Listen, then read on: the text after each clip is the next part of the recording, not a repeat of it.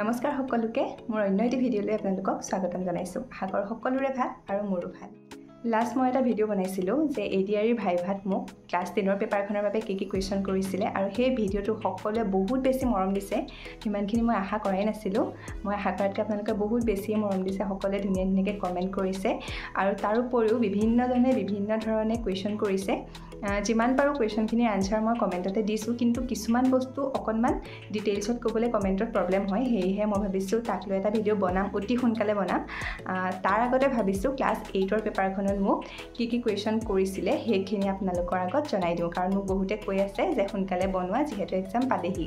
আৰু ময়ো ভাবিলোঁ হয় সোনকালে বনাই দিওঁ, তেতিয়া আপোনালোকৰ অকণমান সুবিধা হ'ব। চ' ক্লাছ 8ৰ পেপাৰখনৰ কাৰণে মোৰ ভাইভা আছিলে 31 জানুৱাৰী 2023। সেইদিনাখন মেডাম মেফি আছিলে আৰু সেইদিনাখনো মই ক্লাছ 10ৰ পেপাৰখনত যেনেকৈ লাইন পতাৰ পৰা ভিতৰলৈ সোমাই যোৱালৈকে গোটেইখিনি বস্তু একেই আছিলে, কোনো ডিফাৰেঞ্চ পোৱা নাছিলোঁ।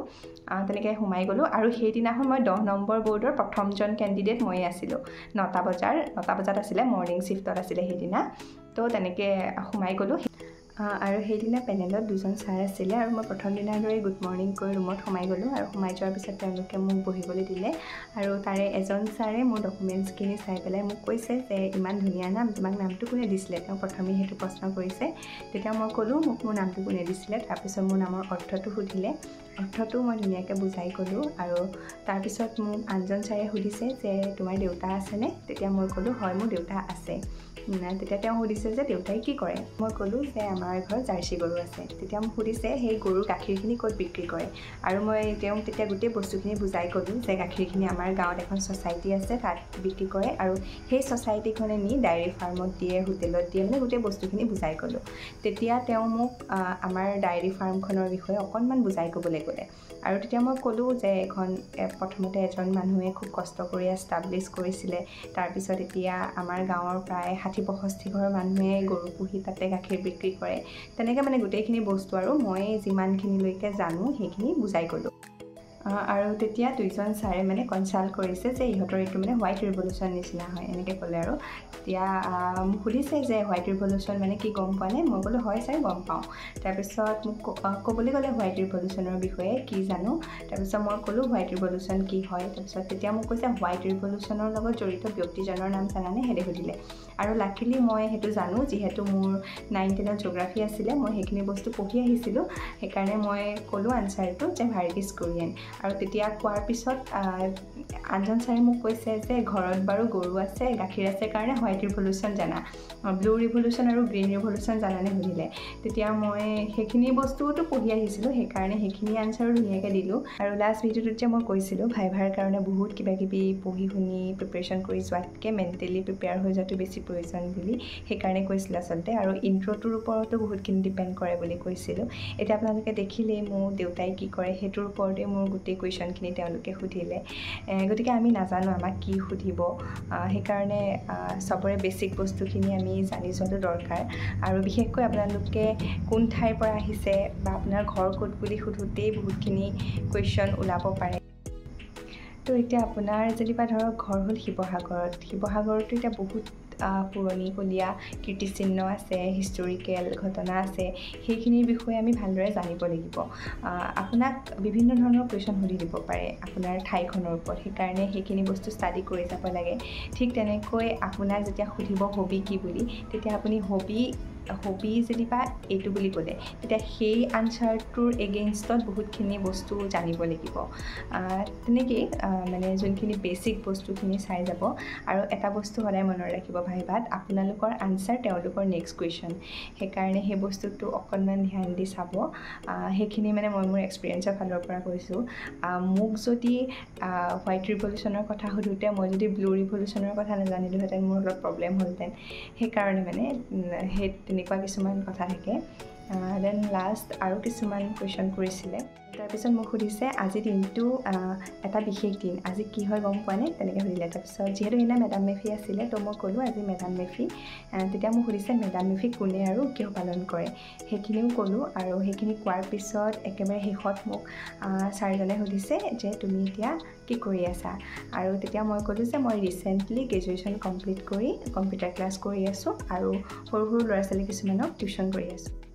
আৰু তেতিয়া সুধিছে কোন ক্লাছৰ ল'ৰা ছোৱালীক পঢ়াওঁ আৰু কি ছাবজেক্ট পঢ়াওঁ আৰু তেতিয়া আনজন ছাৰে মোক সুধিছে যে তোমাৰতো গ্ৰেজুৱেশ্যনো আছে তুমি যদি চাকৰিটো পোৱা কৰিবানে নাই মোক সেই আগৰ ইণ্টাৰভিউটোত সোধাৰ দৰে এইটোতো সেই ছেইম কুৱেশ্যনেই সুধিছে আৰু তেতিয়া মই কৈছোঁ হয় ছাৰ কৰিম কাৰণ চাকৰি এটা আজিৰ দিনত চবকে প্ৰয়োজন হয় সেয়েহে মই চাকৰিটো যদি পাওঁ তেতিয়া কৰিম চাকৰিটো কিয় কৰিবলৈ বিচাৰিছা সুধিছে তেতিয়া মই কৈছোঁ যে ফাইনেন্সিয়েলি ষ্টেবল হ'বৰ কাৰণে কৰিবলৈ বিচাৰিছোঁ আৰু মোৰ কিছুমান প্ৰব্লেমৰ কাৰণে কৰিব বিচাৰিছোঁ এনেকৈ ক'লোঁ তাৰপিছত তেতিয়া আনজন ছাৰে মোক কৈছে যে চাকৰি কৰিবা চাকৰি নকৰিবা বুলি নকওঁ যিহেতু কামৰ সৰু বৰ নাই সেইকাৰণে যিটো নিজৰ কৰ্ম সেইটো ধুনীয়াকৈ কৰি যাবা তেনেকৈ কৈছে আৰু সেইখিনি সময়ত খুব ভাল লাগিছিলে আচলতে ইমান ডাঙৰ দুজন অভিজ্ঞ ব্যক্তি হৈ ইমান ধুনীয়াকৈ কথাখিনি বুজাই কৈছিলে খুব বেছি ভাল লাগিছিলে আৰু তাৰপিছত একেবাৰে শেষত মোক দুইজন ছাৰে কৈছে যে তোমাৰ কথা কোৱা স্কিল আৰু স্কেটছ কৰিব পৰা যিটো ক্ষমতা সেইটো বহুত বেছি আছে আৰু তোমাৰ কাৰণে বহুত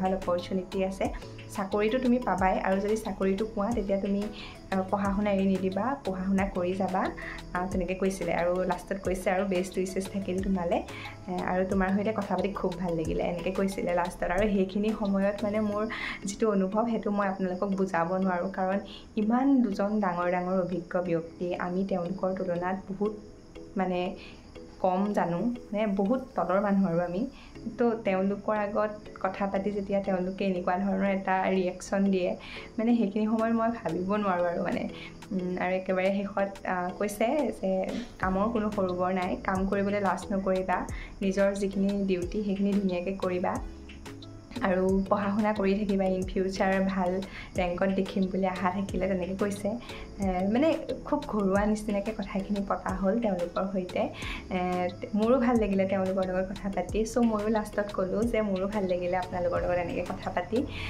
তেওঁলোকেও বেষ্ট উইচেছ দিলে আৰু সিমানেই প্ৰায় 15 পৰা 20 মিনিটমান সময় মানে তেওঁলোকৰ লগত মোৰ কথা হৈছিলে সেইদিনা আৰু বাহিৰত মানে একদম চবে মই ওলাই আহোঁতে একদম অদ্ভুত ধৰণৰ আচৰণ এটা কৰিছে আৰু যে কি সুধিলে তোমাক ইমান কি সুধিলে কাৰণ বাকীবোৰ কেণ্ডিডেটকতো 5 পৰা 8 মিনিট সময় মই লাষ্ট ভিডিঅ'টোত কৈছোঁৱেই সিমানখিনি সময়ে লৈছিলে কিন্তু মোৰ লগত মানে এনেকৈ কথাখিনি পাতি বহল হৈ মানে বহুত দীঘল হৈ গ'ল মানে মই নিজেই ধৰিব নোৱাৰিলোঁ কিমান সময়নো হৈ গ'ল আৰু ঘড়ী পিন্ধিবও দিয়া নাছিলে তেতিয়া বাহিৰত যেতিয়া কৈছে আৰু যে 15-20 মিনিট সময় কি সুধিলে চবে মানে একদম বেৰি মোক সুধিছে আৰু যে কি সুধিলেগৈ আৰু মোৰো ভাল লাগিছিলে সেইখিনি সময়ত তো সিমানখিনিয়ে আছিলে সেই 8 পাছৰ ইণ্টাৰভিউটো অভাৰঅল মোৰ বহুত ধুনীয়া হৈছিলে ভাইভা আৰু বাকী আজিৰ ভিডিঅ'টো ইমানেই আছিলে বহুত দীঘলেই হৈ গৈছে মানে কথাখিনি যদি আপোনালোকক ডাইৰেক্ট আনচাৰ দি যাওঁ বুজি পাবলৈ অকণমান অসুবিধা হয় সেইকাৰণে মই যিমানখিনি পাৰোঁ ডিটেইলছত কৈ যাবলৈ চেষ্টা কৰিছোঁ আৰু আপোনালোকে বহুত কুৱেশ্যন কৰিছে কমেণ্টত লাষ্ট ভিডিঅ'টোত সেইখিনিৰ আনচাৰ মই অতি সোনকালে দিম আৰু আজিৰ ভিডিঅ'টো ইমানেই আছিলে যদি ভিডিঅ'টো চাই ভাল পায় তেন্তে লাইক কমেণ্ট শ্বেয়াৰ আৰু ছাবস্ক্ৰাইব কৰি দিব